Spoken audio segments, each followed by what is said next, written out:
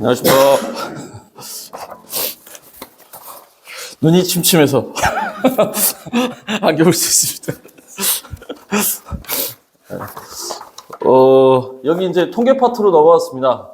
통계 파트는 물론 이제 중학교 3학년 내용이 조금 들어가야 돼서 그게 고등부 쪽 이렇게 확률 통계로 넘어갈 때는 어떻게 변화되는지로 수업을 좀 구성을 했고요.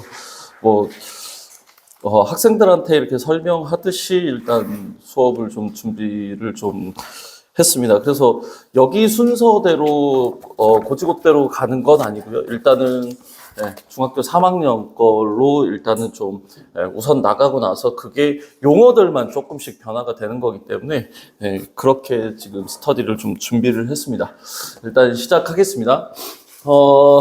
일단 여기 확률 변수라고 하는 것과 확률 분포라고 하는 게 나오는데 여기 이 표 설명을 들으면 얘가 이렇게 변했구나 라고 하는 걸 좀 정확하게 아실 수 있을 것 같아서 일단 크게 이렇게 표 두 개를 보시면 되고 요즘은 쪽지 시험이 아직도 있는지 모르겠지만 일단은 이렇게 해서 쪽지 시험 결과다. 근데 이제 도수라고 하는 게 이제 학생 수가 되겠죠. 10점 맞은 애 1명, 9점 3명, 8점 4명, 7점 맞은 애 2명이다. 이렇게 하는데 이제 저희가 여기 점수죠. 점수를 저희가 이제 별량이라고 불렀었는데 여기 부분이 별량이라고 사용하지 않고 변수라고 이렇게 좀 바뀌고요. 그 다음에 이 변수를 나타낼 때 저희가 이제 x라는 표현을 써서 변수를 나타냅니다. 그러니까 요거 같은 경우에는 x1, 얘가 x2, 얘가 x3, 얘가 x4 요렇게로 해서 이제 x라는 글자가 들어가면 대문자든 소문자든 그냥 변수라고 한다. 요 정도 아이들한테 이제 전달을 해주시면 좋을 것 같고요. 그다음 이제 여기가 학생 수라고 하는 도수입니다. 그래서 1명, 3명, 4명, 2명 이렇게가 돼 있는데 저희가 이제 도수는 여기는 보통 F라고 적어서 얘가 이제 F1, 얘가 F2, 얘가 F3, 얘가 F4. 근데 이제 여기 확률 통계 파트에서는 도수란 파트가 여기가 다 제외가 됩니다. 근데 이제 어차피 평균을 구해야 되기 때문에 이쪽에다가 좀 평균 구하는 걸, 물론 다 아시겠지만 얘 둘이 곱하고 얘 둘이 곱하고 얘 둘이 곱하고 얘 둘이 곱해서 10으로 나눠주면 저희가 평균 구한다라고 하는 건 3-1이나 3-2에서 다 아실 것 같은데 얘를 이렇게 좀 적어보면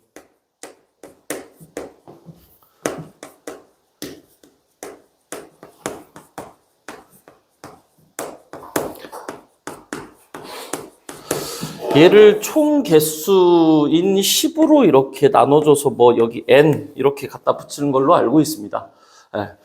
이렇게 해서 이제 평균을 구하는데요. 이렇게 평균을 구하는데 이제 이게 어쩔 수 없이 시그마 기호를 사용할 수밖에 없는 구조인데 일단은 그거보다는 여기 이제 상대 도수라고 하는 게 제가 여러 선생님들한테 여쭤봐가지고 요즘도 상대도수 있냐라고 했더니 아직 있더라고요.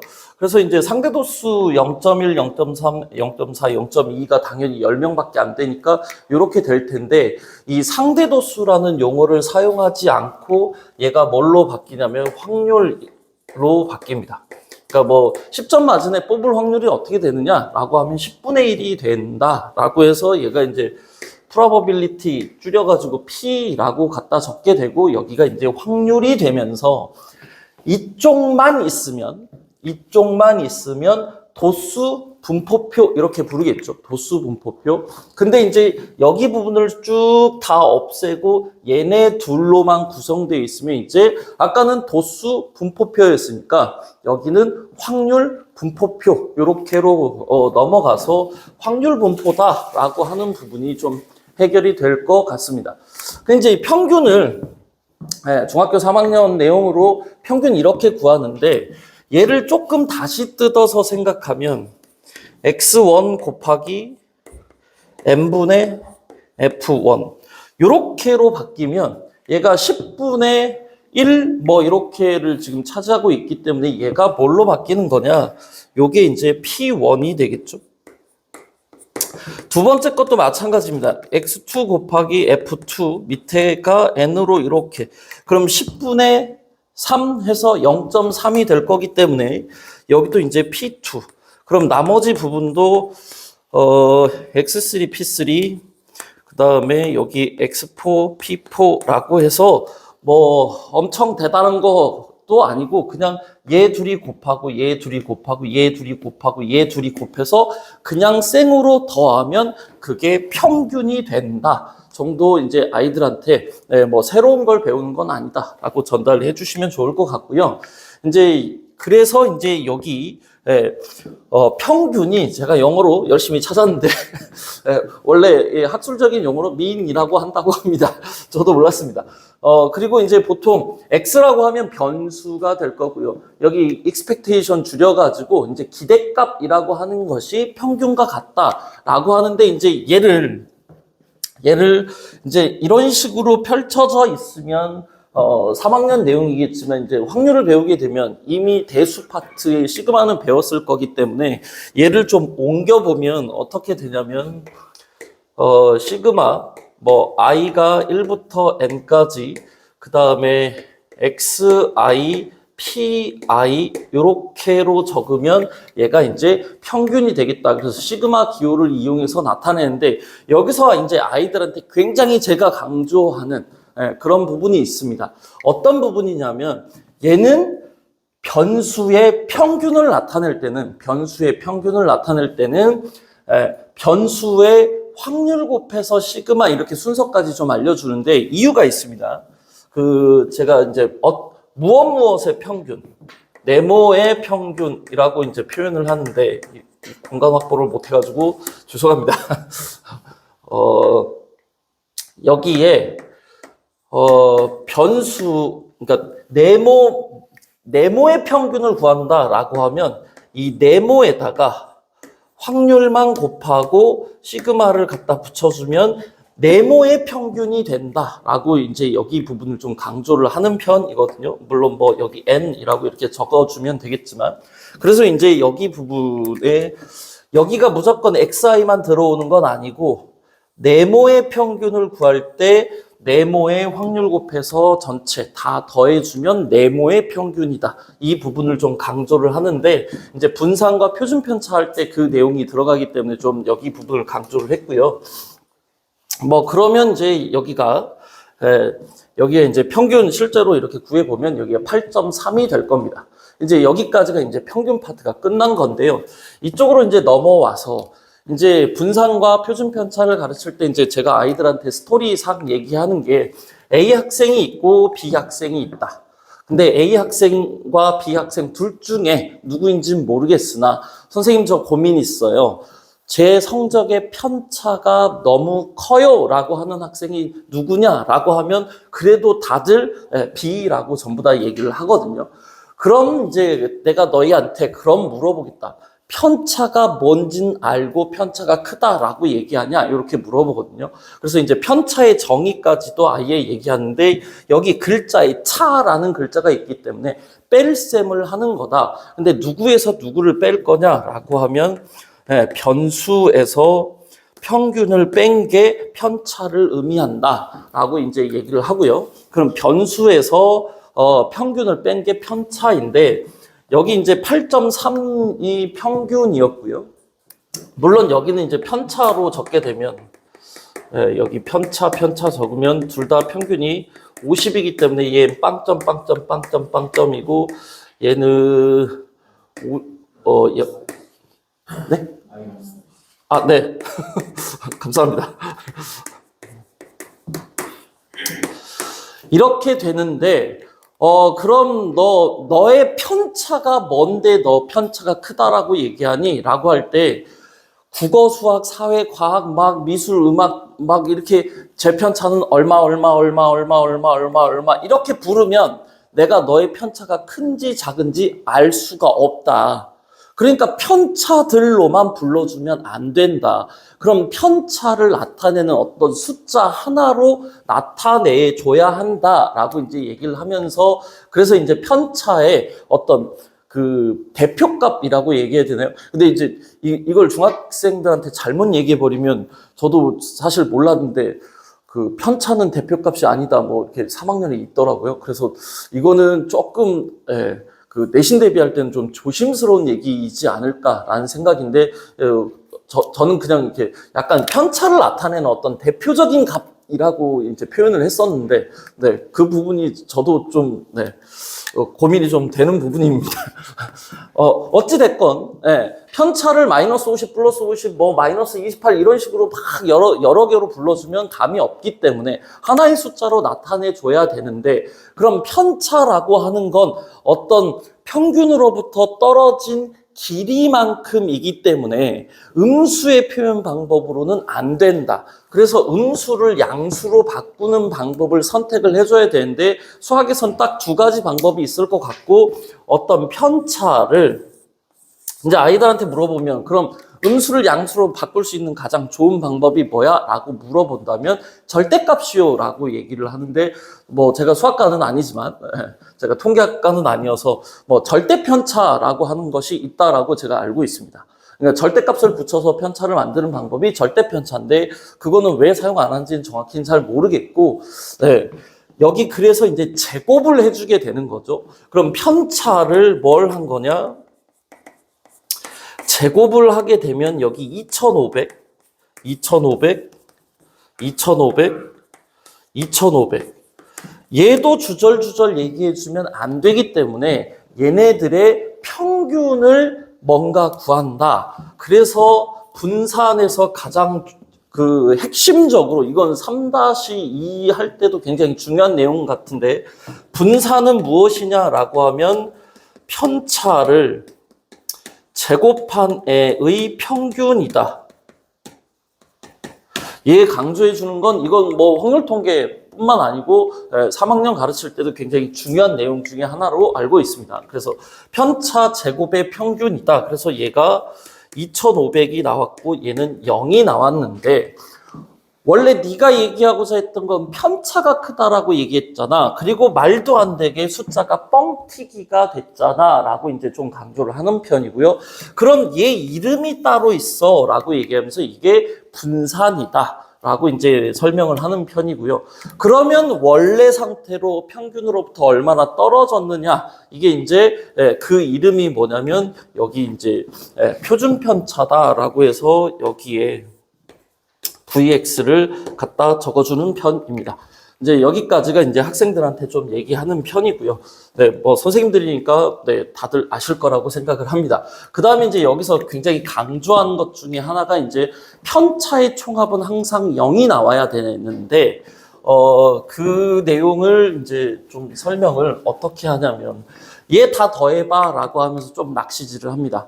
그러면 얘 편차들을 선생님 그럼 평균 잘못 구했나? 라고 이제 얘기도 하는데, 얘네 다 더했을 때 0이, 얘는 2.4고 얘는 마이너스 1.6이니까 안 나오는데 왜 이럴까? 계산이 잘못되지는 않았어 라고 얘기할 때, 표라고 하는 건 원래 10점, 9점, 9점, 9점, 8점, 8점, 8점, 8점, 7점, 7점, 이렇게 따로 뭔가 이렇게 펼쳐져 있던 애를 편하게 보기 위해서 하나로 묶어내 버렸기 때문에 얘는 1.7이 맞고 0.7이 이렇게 3개가 있는 상태고, 마이너스 0.3이 이런 식으로 있기 때문에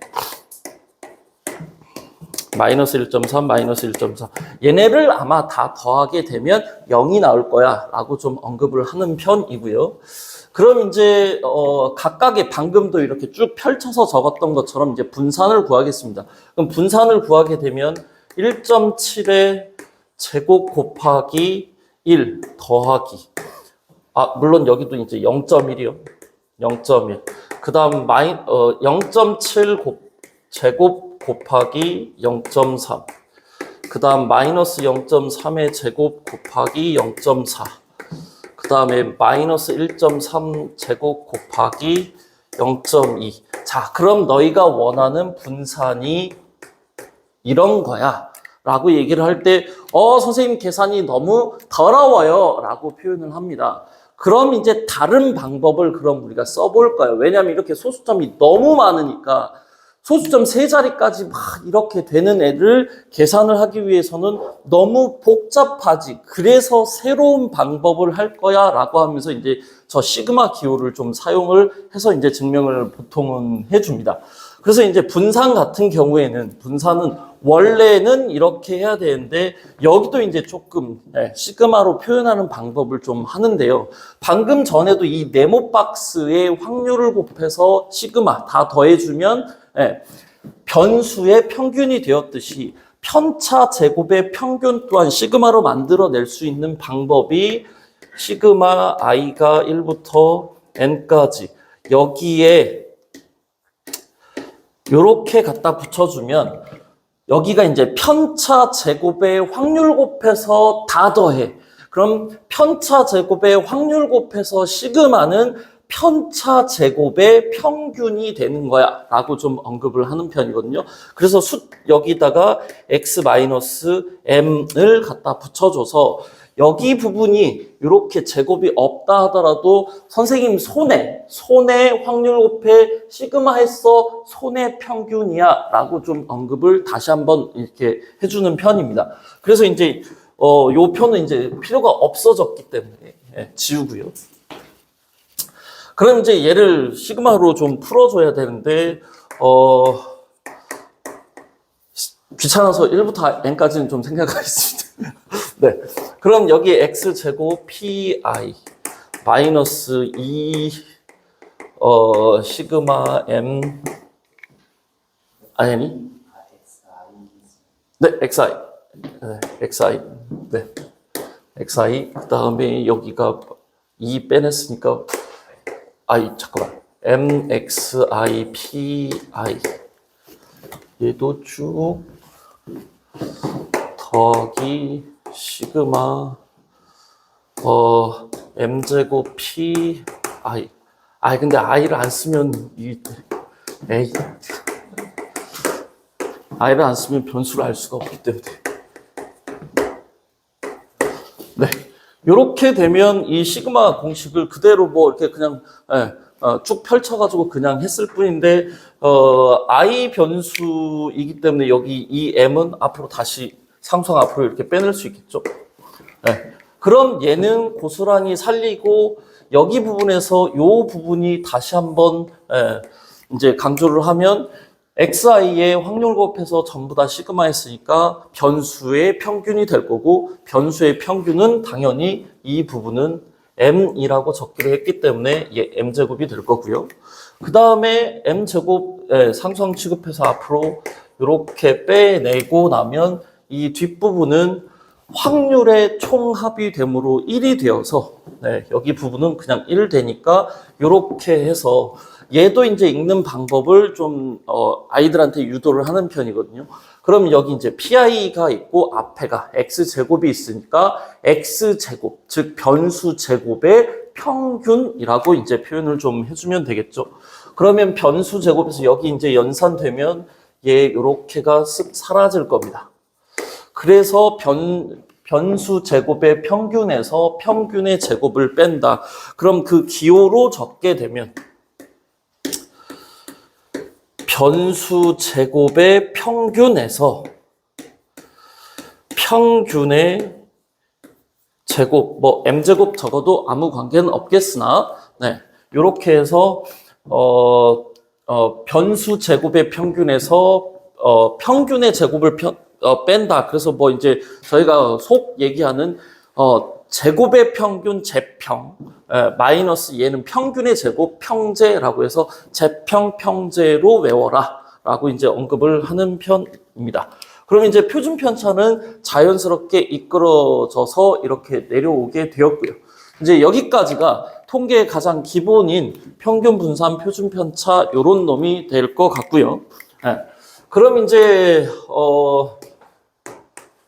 순서를 제가 조금 어그러뜨려서 가르치는 편이라 알구전 순서대로 좀 진행되지 않는 점 양해 부탁드리겠습니다. 일단 이제 여기에서 각각의 어떤 변수들에 동일하게 사칙 연산을 붙였을 때 평균과 분산과 표준 편차가 어떻게 바뀌는지에 대해서 그냥 이거는 뭐 수식을 통해서 증명을 해준다기보다는 그냥 아이들한테 그냥 직관적으로 그냥 보여주면 조금 아이들이 좀 편하게 보지 않나 싶은 생각이 드는데, 뭐 여기는 3학년 내용에도 나오기 때문에 뭐 가르치시는 방법들이 여러 가지 다채로울 수 있을 것 같은데, 저는 이렇게 그냥 한다라고 소개해 드리는 차원으로 들어주시면 좋을 것 같습니다. 자, 1, 2, 3이라고 하는 단순히 그냥 딱 3개만 이렇게 적은 다음에 평균이 얼마야? 라고 하면 평균은 요렇게고요. 그 다음에 이제 표준 편차도 뭐 거창하게 막 이렇게 구하게 되면 막 이게 정확하게 1은 아니겠으나 평균으로부터 양쪽으로 얼마나 떨어졌니? 라고 할 때 얘 한 칸씩 떨어졌어요. 그게 표준 편차야. 물론 정확하게 구하면 1은 아니지만 이제 느낌상으로만 한 칸씩 떨어졌어 라고 얘기할 때 이제 각각의 변수들의 3씩을 더했을 때는 어떻게 되냐라고 할 때 4, 5, 6이라고 얘기하고, 그럼 여기서 평균은 얼마야 라고 하면 5라고 얘기를 할 거고요. 그런데 표준 편차 기준으로 저는 보통 가르치는데 양쪽으로는 몇 칸씩 떨어졌어 라고 할 때 한 칸씩 떨어졌어요 라고 하면 그러면 더하기나 뺄셈에 대한 연산을 할 때는 양쪽으로 떨어져 있는 정도는 바뀌지 않겠네 라고 좀 얘기를 하고요. 그럼 여기 각각의 변수들의 그럼 2배만 좀 해보자 라고 해서 각각의 변수들의 2배를 하게 되면 여기가 2가 되고 4가 되고 6이 될 텐데, 그럼 평균은 어떻게 됐니? 라고 할 때 가운데 4요 정도는 보통 뭐 이렇게 계산을 해서가 아니고 그냥 감각적으로 다들 얘기를 하는 것 같고요. 그러면 여기서 이제 결론 지을 수 있는 내용이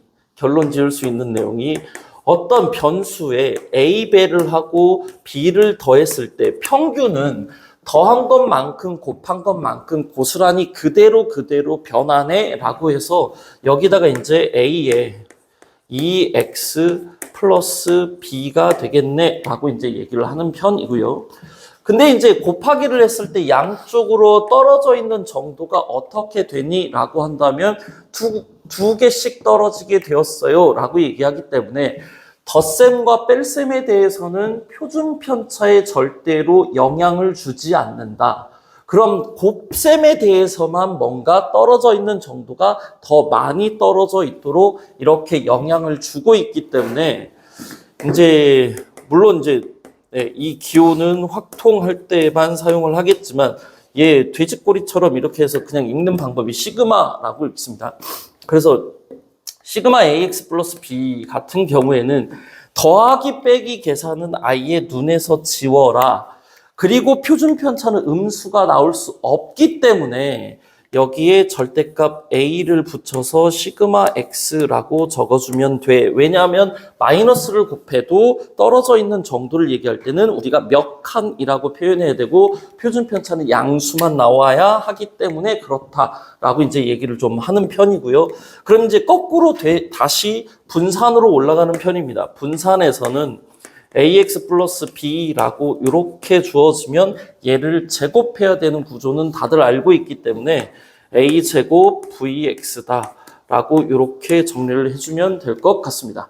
네. 그럼 이제 정확하게 평균 분산 표준 편차의 어떤 배수가 되거나 덧셈이 되거나 뺄셈이 되거나 뭐 물론 여기 곱셈 안에는 나눗셈도 들어있을 거기 때문에 그 부분까지 해결이 되지 않았을까라고 생각을 좀 하고요. 네, 너무 잘 아시는 파트라서 요 정도 하면 이제 여기 확률 변수라고 부르는 게 이제 중학교 과정에서는 별량이라고 얘기하는 거. 확률 분포라고 얘기하는 것도 그냥 확률 분포표, 도수 분포표의 뜻이 확률 분포표 그렇게만 달라진 거고 이 부분 뭐 빠진 거 없이 다 진행이 된 것 같습니다. 그럼 이제 맨 앞장으로 이제 다시 돌아오게 되었는데요. 이제 다음 시간 할 것까지 이제 조금 개괄해서 이제 말씀을 드리면, 이제 이 확률 변수라고 하는 게 크게 보면 두 가지로 나눠질 수 있는데, 이런 겁니다. 동전을 던져서 앞면이 나오는 개수 같은 경우에는 정확하게 한 개, 두 개, 세 개, 네 개 셀 수 있는, 그러니까 셀 수 있는 것들을 저희가 그래프로 나타내면 보통 어떤 그래프로 나타냈냐면 막대 그래프로 나타냈습니다. 셀 수 있는 것 같은 경우에는 막대 그래프로 나타내었고요. 몸무게, 시간, 키 같은 경우에는 머리카락 한 올만 달라져도 키가 달라지듯이, 또는 시간 같은 경우에는 정확하게 어떤 딱 시각을 얘기해서 거기에 확률을 얘기한다는 건 사실 쉬운 일이 아니어서 어떤 구간의 형태로, 그러니까 구간의 형태로 나타내는 것들, 그리고 이 구간으로 표현하는 게 이제 중학교 내용에서는 계급 형태로 나타나는데, 그것들을 조금 더 연속된 상태로 나타내는 게 이제 꺾은선 그래프. 이 정도 얘기하면 학생들을 되게 많이 잘 알아듣는 내용인 것 같습니다. 이거를 이제 용어만 막대 그래프, 꺾은선 그래프라고 돼 있는 이 두 가지 계열로 간다. 얘는 셀 수 있다. 얘는 셀 수 없는 종류들. 그러니까 몸무게, 키, 시간 이런 것들이 대표적일 거고요. 주사위 던졌을 때 짝수가 나왔어. 동전 던졌을 때 앞면이 나왔어. 그렇게 완벽하게 셀 수 있는 것들, 요런 종류로 이제 펼쳐지는, 양갈래로 이렇게 펼쳐지는데, 그때 이제 확률 변수의 이름이 뚝뚝뚝 떨어졌어. 이산가족 생각하면 될 것 같고요. 떨어져 있는 상태, 그래서 이산 확률이라고 얘기를 하고요. 여기는 쭉 뭔가 연결된 형태야. 그래서 여기는 확률 변수 이름이 연속 확률. 그러니까 여기 이제 그걸 표로 그리게 되면 이산 확률 분포표. 연결되어 있는 애는 표로 그려낼 수는 없죠. 그래서 어떤 형태들이 이제 얘는 연속 확률 분포라고 얘기해서 쭉 연결되어 있는 상태. 이 두 갈래로 이렇게 진행이 이제 처음부터 끝까지 아마 진행이 될 겁니다. 그럼 이산 확률에서 확률을 뭔가 대표하는 식으로 만들어 놓은 것. 그러니까 저는 그냥 학생들한테 이거 확률 이름이야 라고 그냥 확률 이름이 이렇게 생겼어 라고 얘기하는데, 그걸 뭔가 이제 일반화시킨 형태가 될 거고, 그 이름이 뭐냐면 얘가 확률, 히읗 글자를 잘 못 씁니다. 리을도 못 쓰고. 이거 어려운 것 같아요. 네. 이산 확률에서의 확률의 이름이 뭐냐라고 한다면 확률 질량함수다. 그럼 이제 애들이 왜 질량이라고 불러요? 그건 나도 모른다. 그건 나도 모른다. 이름 지은 사람만 합니다. 라고 얘기를 합니다. 연속 확률은 그런 확률의 이름이 어떻게 펼쳐지는 거냐? 확률 밀도 함수라고 얘기를 하고, 굉장히 어려워 보이지만 그냥 확률의 이름들이 이래라고 이제 설명을 하는 편이고요. 이제 오늘은 여기 이제 이산 확률 분포표에서 평균 구하고 분산 구하고 그것들이 이제 앞부분에 좀 나와 있습니다. 그래서 여기 79페이지 확률 질량 함수의 성질이 뭐냐? 아주 간단하게 얘기한다면 셀 수 있다. 그 정도로 얘기를 해주시면 좋을 것 같고요. 여기 80페이지를 건너뛰겠습니다. 그래서 이제 확률 분포표 그리는 걸 얘기를 해야 될 건데, 두 개의 주사위를 던져서 나오는 눈에 수의 합을 x라 할 때 81페이지입니다. 네. 확률 변수 x가 취할 수 있는 값들을 전부 다 적어라 라고 얘기한다면, 이제 거기서 표로 엄청 길게 해가지고, 항상 적는 방법이 여기는 대문자 x로 해서 확률 변수를 이렇게 적어주고요. 밑에는 p가 들어가면 전부 다 확률인데, 여기에 라지 x는 스몰 x라고 해서 여기가 이제 x1 자리에 해당되는 거 이렇게로 생각을 해주시면 좋을 것 같거든요. 이렇게. 그럼 여기 이제 2라고 들어가면 2가 나올 확률을 물어본다면 애들한테 용어 정리 반드시 해주셔야 될 것 같고요. 이렇게 돼 있으면 이 변수가 2가 되는 확률 찾으란 얘기야. 뭐 이렇게요. 뭐 다른 방법도 요렇게로 적어지는 놈들이 있을 텐데 뭐 3, 4. 그래서 얘는 원래 뚝뚝 떨어져 있지만 실제로는 뭐냐? x가 2일 때, 3일 때, 4일 때 각각 더한 다음 다 더해 주는 걸 이런 식으로 범위로 표현해 주는 거야 라고 이제 좀 얘기를 하고요. 여기 뭐 컨닝 좀 하면 36분의 1 나왔고요. 뭐 36분의 2 나왔고요. 네, 36분의 3 나왔고요. 뭐 땡땡땡 해서 여기 12까지 해가지고 예 36분의 1 요렇게로 나와 있고 분포 상태가 양쪽으로 완벽하게 대칭 관계일 때는 여기 지금 거기 표 보시면 분포 상태가 완벽하게 그 간격도 한 칸 한 칸 한 칸으로 떨어져 있고 그 다음에 뭐 36분의 1, 2, 3, 4, 5, 6까지 간 다음에 다시 5, 4, 3, 2, 1 이렇게 되는 경우에는 무조건 한가운데 센터가 그냥 평균이 되겠다라고 하는 것도 좀 언급을 해주시면 좋을 것 같습니다. 네. 여기까지 뭐 어려운 거 없으시죠? 뭐 용어만 이산 확률, 뭐 확률 질량 뭐 이렇게 나와서 그렇지 사실은 그냥 쉽게 그냥 그 정도 언급을 해주시면 좋지 않을까 싶습니다.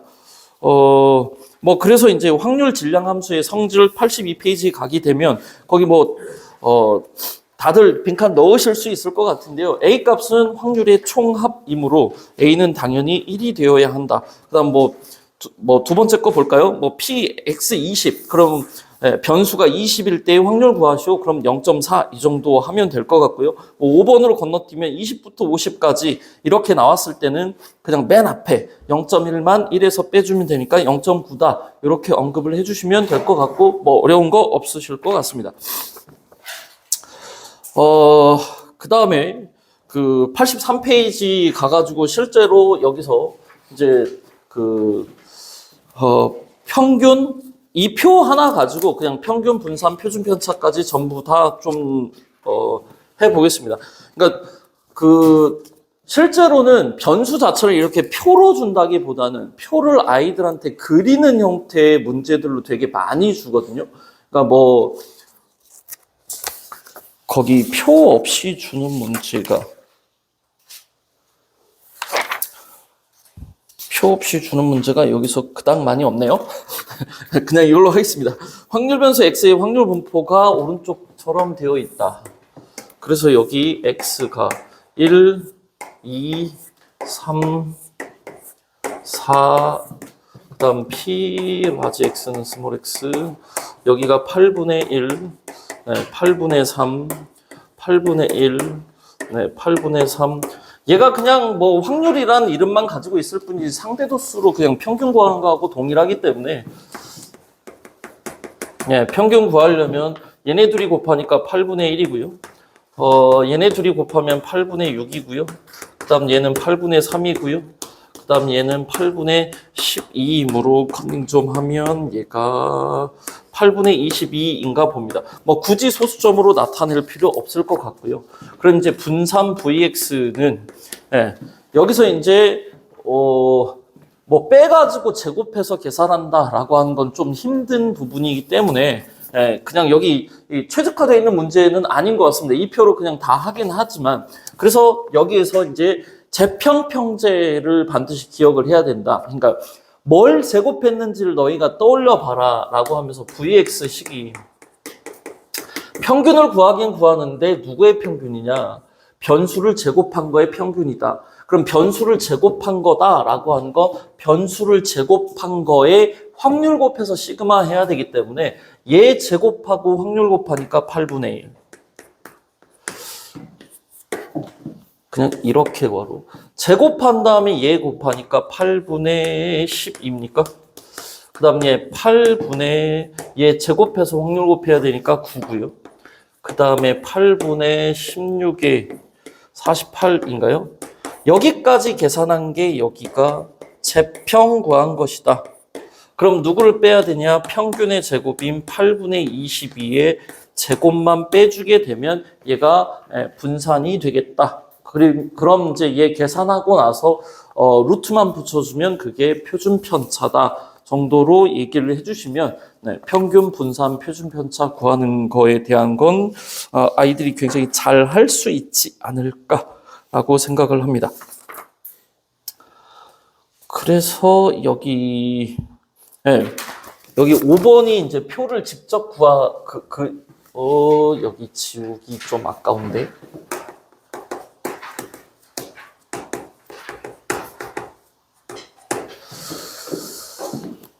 제가 이제 동전으로 좀 살짝 바꿔서 얘기를 하겠습니다. 동전,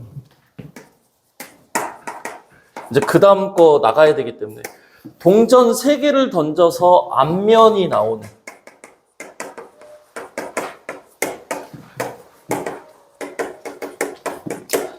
개수를 확률 변수라 한다.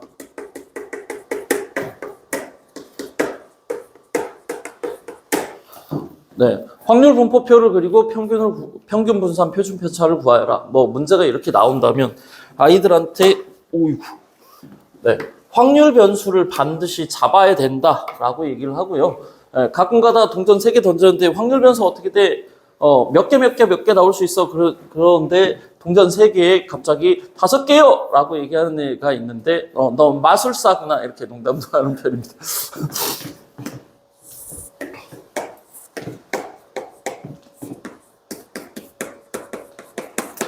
안 나올 수 있고요. 하나 나올 수 있고요. 2개 나올 수 있고요. 3개까지 나올 수 있겠습니다. 그럼 이제 확률 질량 함수를 구하라 이런 문제도 나오는데 확률 질량 함수는 그냥 확률의 이름이고 너희가 확률을 구하는 것들을 그걸 식으로 표현을 하면 돼 라고 얘기를 하면 되거든요.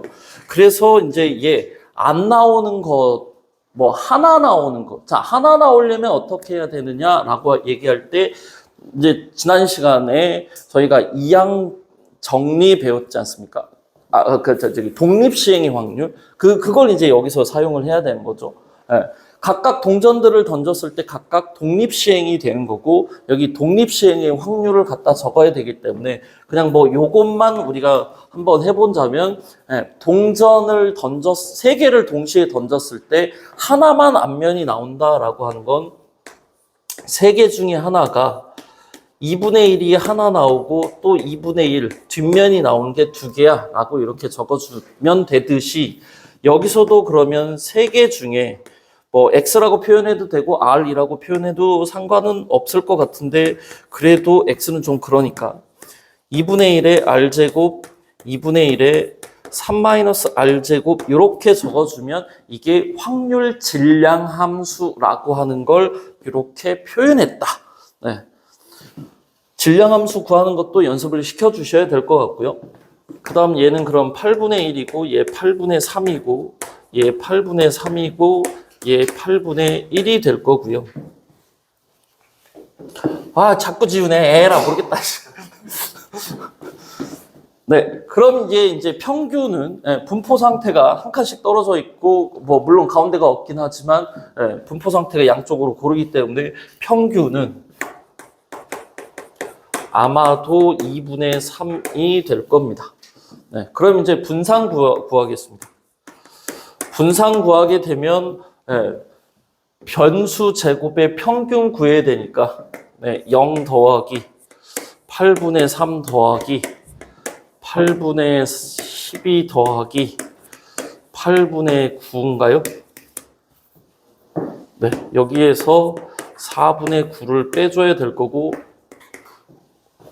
도와주십시오. 8분의 21, 24, 3-4분의 9인가요?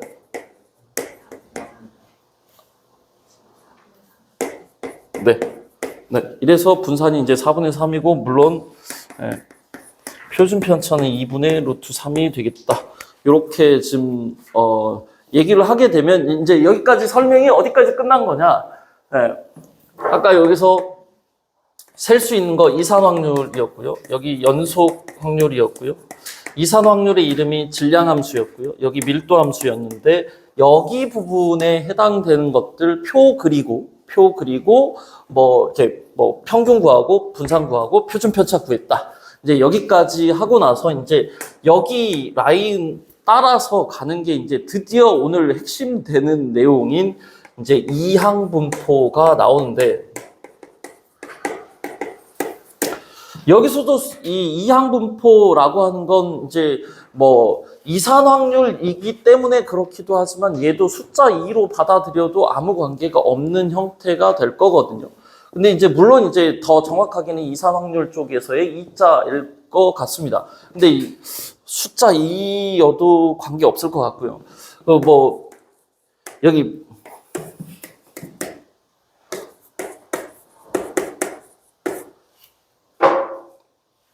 아씨, 영어 괜히 적었는데? 이거 맞나? 이거 맞나요?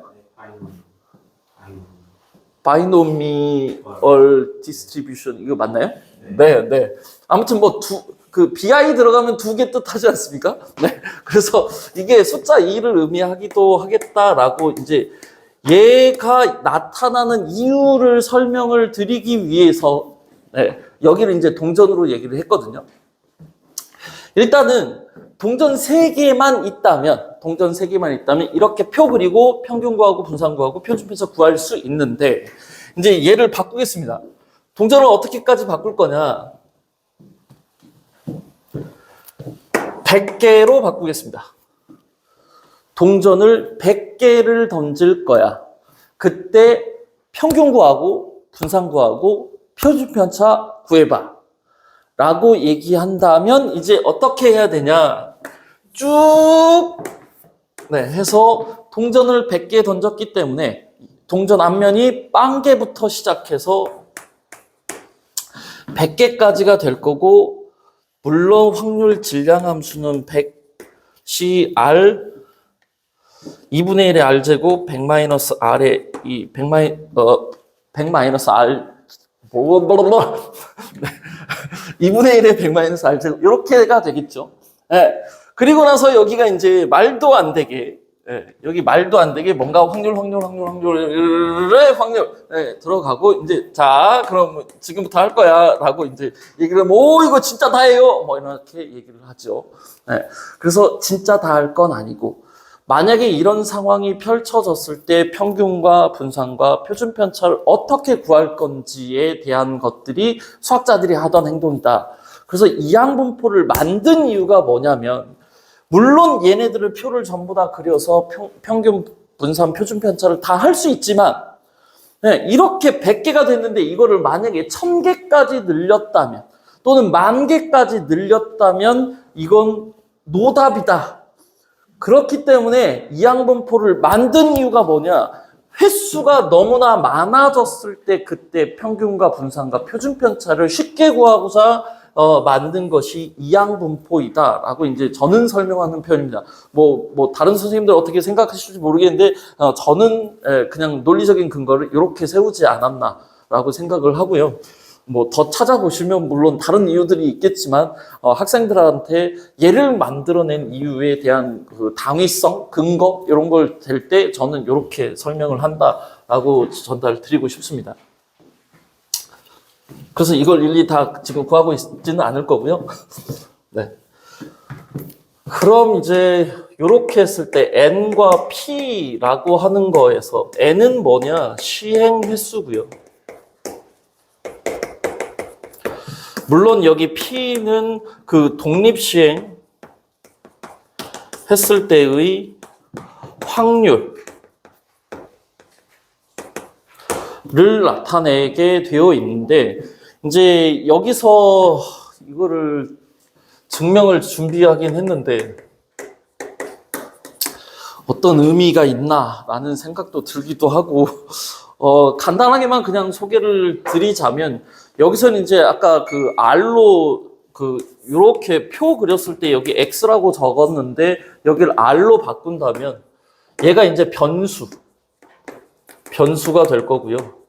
변수. 그 다음에 이제 여기다가 독립시행 확률 NCR P의 R제곱 Q라고 하는 건 이제 1-P를 우리 Q라고 하거든요.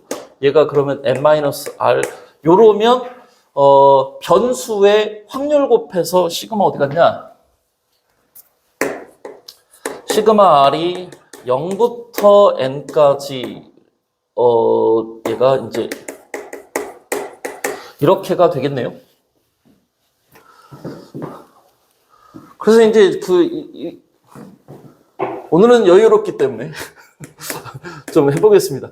어차피 R에다가 0 집어넣으면 0 되기 때문에 여기 시그마 파트 부분이 R이 1부터 N까지라고 바뀔 수 있고요.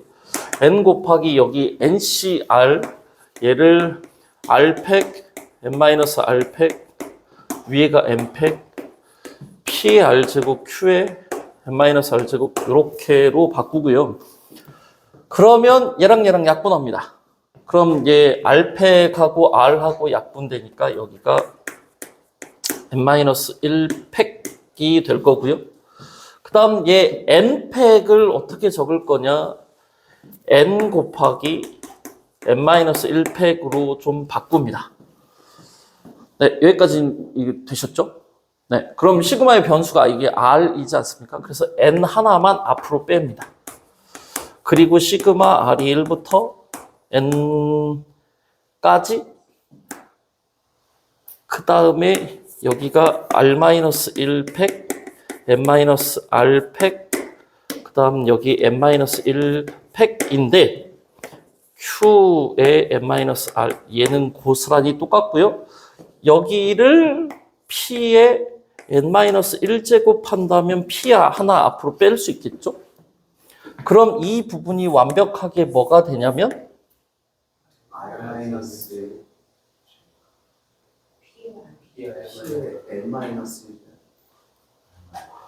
어디죠?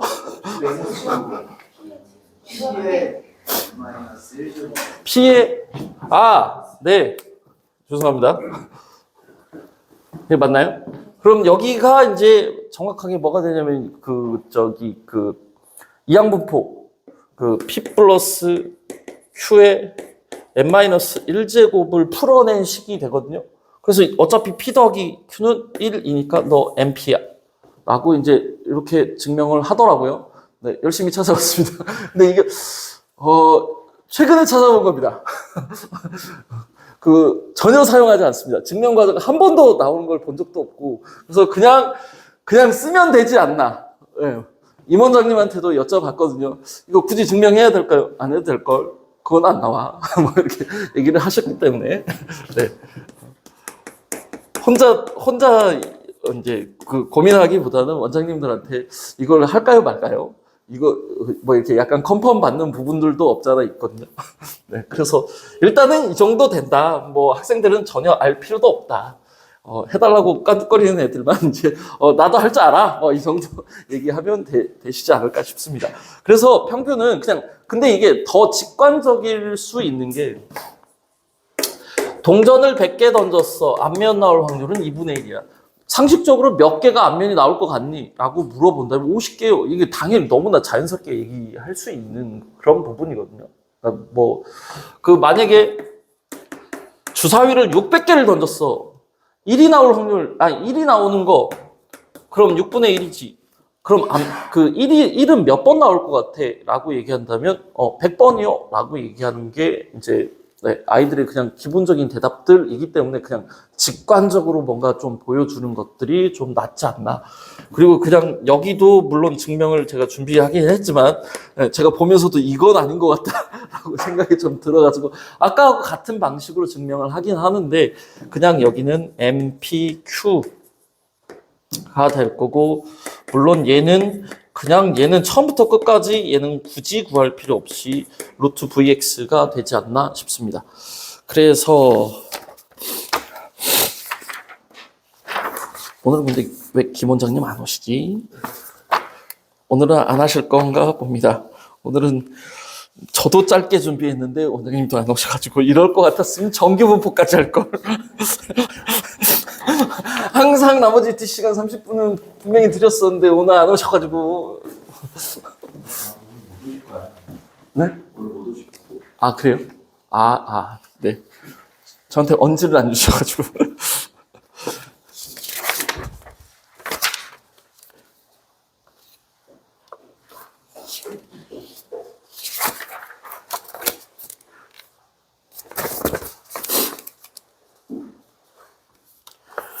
여기 89페이지 이항분포의 뜻, 여기 부분에서 사실은 제가 말씀드린 취지하고 얘네 여기 지금 나와 있는 89페이지에 나와 있는 내용하고는 조금 상충되는 부분이 뭐냐면 여기서는 시행 횟수가 아까처럼 저는 이항분포가 만들어지기 위해서는 시행 횟수가 굉장히 많아질 때 사용을 하는 거다라고 얘기를 했지만 교육과정상으로는 시행 횟수를 되게 늘려놓은 상태는 아닌 걸로 이렇게 문제들을 내는 것 같습니다. 그래서 거기 89페이지에 10-1번 보면 그냥 단순히 그냥 10개의 문제밖에 안 되죠. 그리고 OX를 임의로 답할 때 그냥 찍었다는 얘기입니다. 그러면 정답은 몇 개가 나올 거냐? 그러니까 정답 맞출 수 있는 확률이 암묵적으로 그냥 2분의 1이다. 그럼 정답은 몇 개 맞출 수 있느냐라고 하면 5개 뭐 이렇게 하라는 얘기고 이항분포로 적게 되면 시행 횟수를 반드시 앞에 그리고 한 문제 여기서 제일 중요한 거 이항분포에서는 한 문제 독립시행이라고 하는 게 굉장히 중요하기 때문에 한 문제를 맞출 확률에 대해서 여기 P 자리에다가 집어넣어 줘야 되거든요. 그래서 여기는 2분의 1이 될 거고 그러면 여기 평균은 5가 되는 거고 네, 분산 VX는 그럼 5 곱하기 다시 2분의 1을 또 붙여야 되죠. 여기 이미 MP가 있기 때문에 Q 붙여서 여기가 2분의 5에 해당될 거고 뭐 물론 시그마 X 네, 오셨는데요? 아닙니다. 네. 2번 문제입니다. 3개의 검은 공과 4개의 흰 공이 들어있는 주머니에서 1개의 공을 2번 꺼낼 때 검은 공의 개수를 구하여라. 이거 사실 89페이지 두 번째 문제인데 시행 횟수가 겨우 2번밖에 안 됩니다. 네. 그러면 이제 여기 뒤에 확률은 한 번 독립시행의 확률 무조건 집어넣어 줘야 되기 때문에 7개 중에서 검은 공의 개수니까 7분의 3. 네. 이렇게 적어줘야 한다. 뭐 나머지 부분들도 다들 잘 하실 거라고 제가 생각을 합니다. 넘겨가지고요. 90페이지 이것도 필요 없을 것 같고요.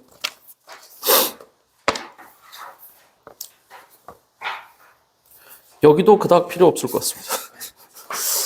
어디까지 넘어가야 되는 거야? 네. 92페이지에 아까 사측 연산 붙였던 거 그걸로 좀 해보겠습니다.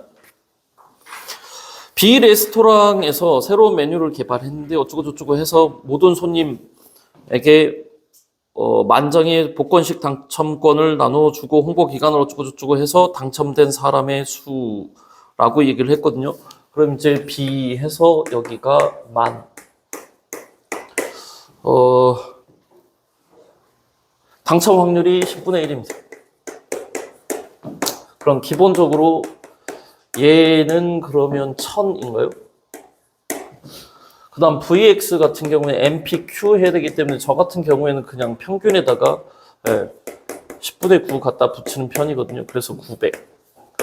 그 다음에 시그마 X 같은 경우에는 그럼 30 이렇게 적은 상태로 해서 거기에 2x 플러스 5 그 다음에 여기 시그마 2x 플러스 5 네, 저하고 취지가 딱 맞죠?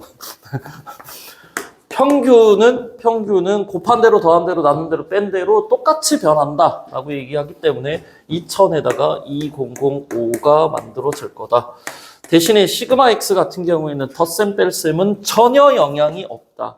그래서 그냥 여기가 양수면 그대로 똑같이 그냥 60 만들어주면 되고 만약에 V2X 플러스 5까지를 물어본다면 차라리 얘를 제곱하는 게 계산이 더 빠를 텐데 엄밀히 얘기하면 4VX로 계산을 해야 된다 정도 언급을 해주시면 될 것 같습니다. 그리고 93페이지 14-2번으로 가면요.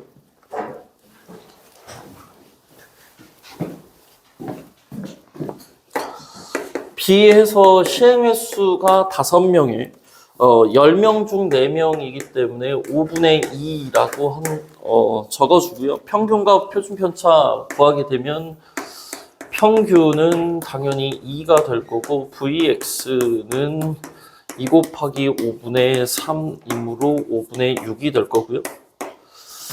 이제 이거 가지고 표준 편차 구하게 되면 얼마죠? 오이씨, 5분의 루트 30인가? 네, 이렇게 구할 텐데 이제 두 번째 거 구하는 용어들을 적을 수 있도록 많이 훈련을 시켜주셔야 될 것 같고요. 변수 제곱의 평균을 구한다라고 할 때 여기 이 식 이용할 겁니다. 그래서 여기서 꼭 기억해야 되는 거 제평 마이너스 평제. 그럼 제평 제곱의 평균에서 누구를 뺐느냐? 평균의 전체 제곱을 뺐기 때문에 얘를 구하기 위해서는 이거 제곱하고 넘겨서 더해줘라 라고 얘기를 하거든요. 그러면 얘가 5분의 6이었기 때문에 5분의 6에다가 평균의 제곱인 4만 더해주면 제곱의 평균을 구할 수 있다. 얘기 드릴 수 있을 것 같고요. 여기도 됐고 이제 마지막 큰 수의 법칙 하나 남았습니다.